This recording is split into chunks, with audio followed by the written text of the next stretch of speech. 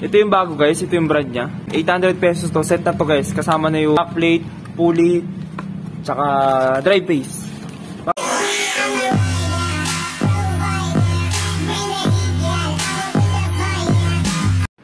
Ayun guys, hello. Andito na naman tayo sa JK Works. Andito na naman ako sa aking table o stante ko. Yan, JK Works yan guys. Yan.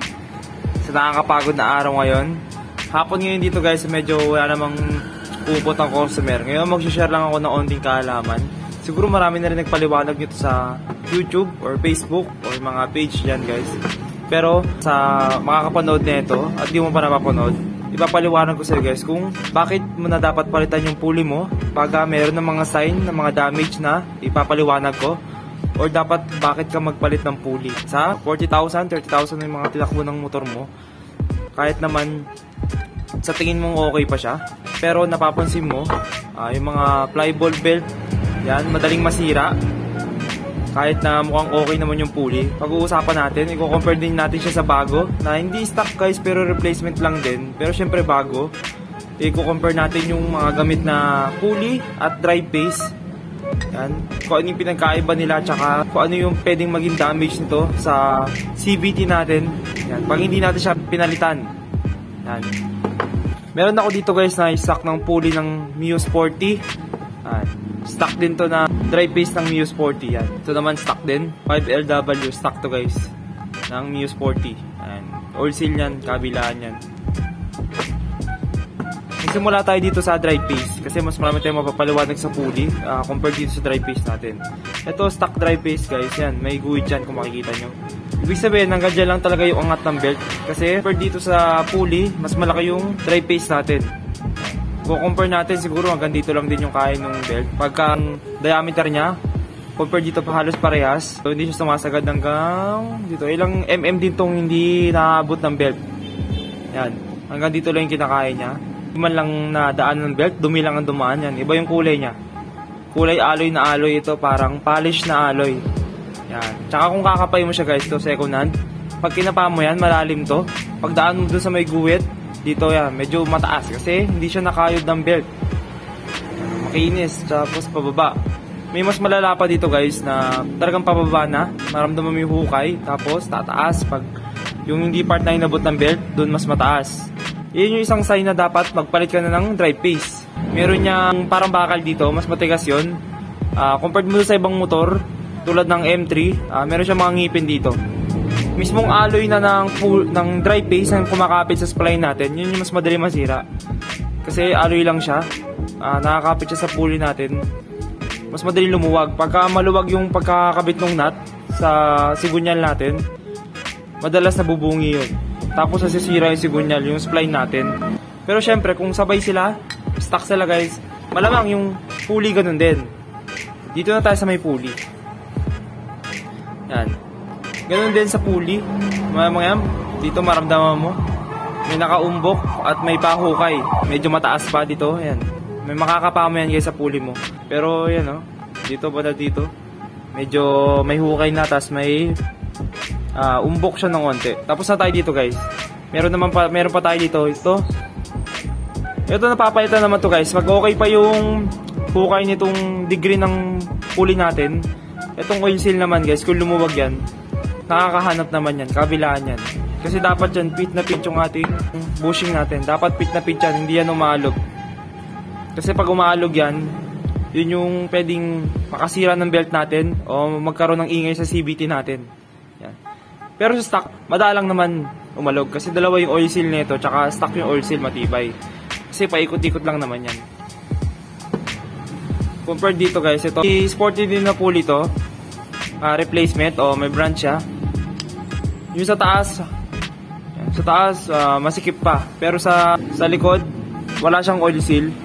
Bali, maalog siya. Ayun maalog siya. Kasi walang oil seal.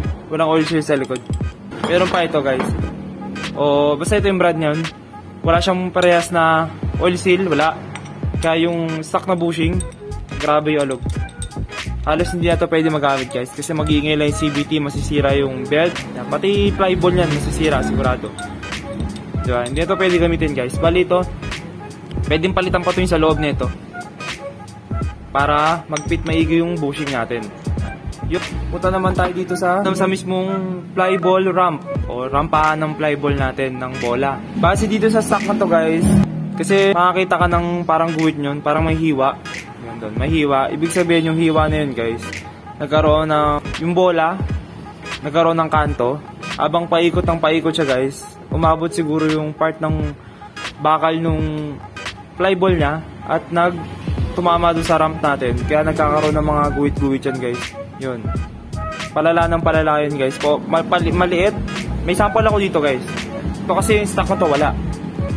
Maghahanap tayo yung ito guys. Ito nga yung sa pulley na talagang palitin na. Kung mapapansin nyo maigi, yun. Yan. Yan yung mga hiwa-hiwa na yan guys. Dahil lang sa flyball. Nagsimula lang sa maliit hanggang sa lumaki. Ito yung pinakamalaking hiwa niya. Ito guys. Yan. Pagka ginamit pa to, malamang yung bola mabilis kakanto at lalaki na lalaki yung mga damage ito sa ramp. Yan. Hindi siya kinalkal. Talagang ito na yung reproduction niya ng pulley na to.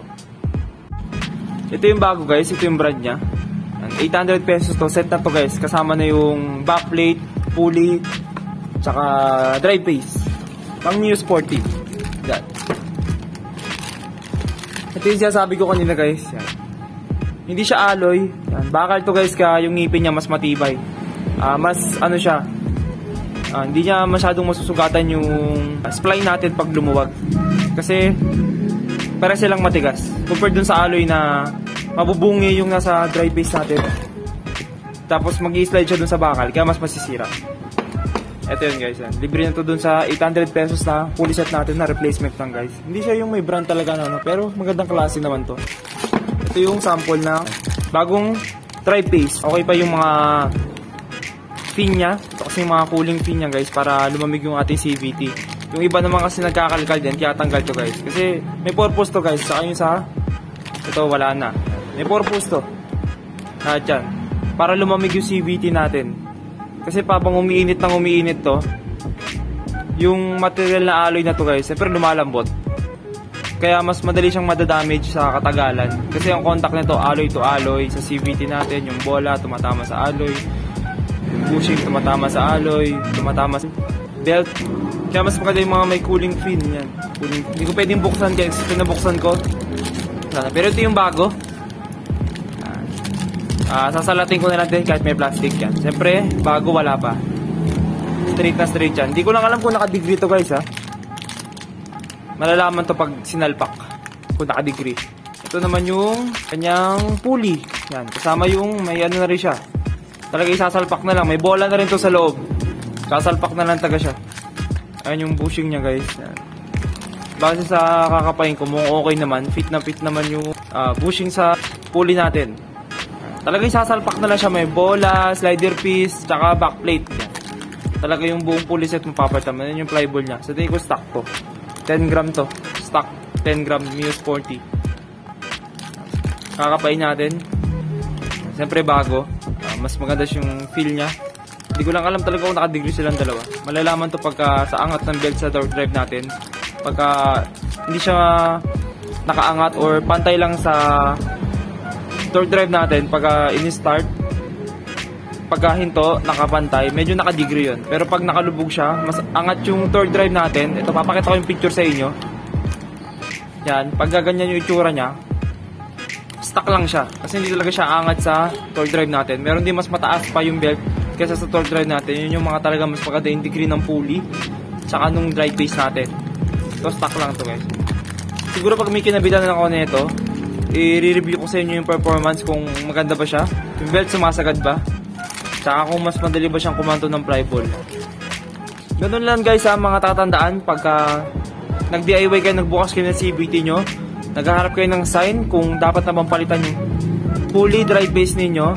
Tandaan nyo lang guys, kapain nyo kung may bukol na, bushing nyo, stock bushing nyo, pasok nyo, alog-alogin nyo. Pag maalog na, pag stock, palitan nyo lang yung oil seal pag okay pa. Pag replacement naman tulad nito, siguro palitan nyo na lang din. Tapos, flyball ramp. Yan. Ayan guys, sana may natutunan kayo. para malaman nyo kung palitin na ba yung mga pulley dry paste ninyo guys. Kasi yung bola madalas yan, pag nagkakakanto yan, anong brand man yan, matibay man yan, pag sira yung pulley nyo guys, kakantuin at kakantuin nyo yan. Tsaka yung backplate ninyo, yung kanyang slider piece yan, pag yan na yung mga nasira, kahit anong mahal ng bola nyo, anong tibay yan, masisira at masisira yan, makakanto at magkakaroon ng kanto yan, kahit anong mangyari. Kaya siguro din yung pulley maayos, backplate, slider piece nyan guys. Yan. Ganun lang guys, sana may natutunan kayo.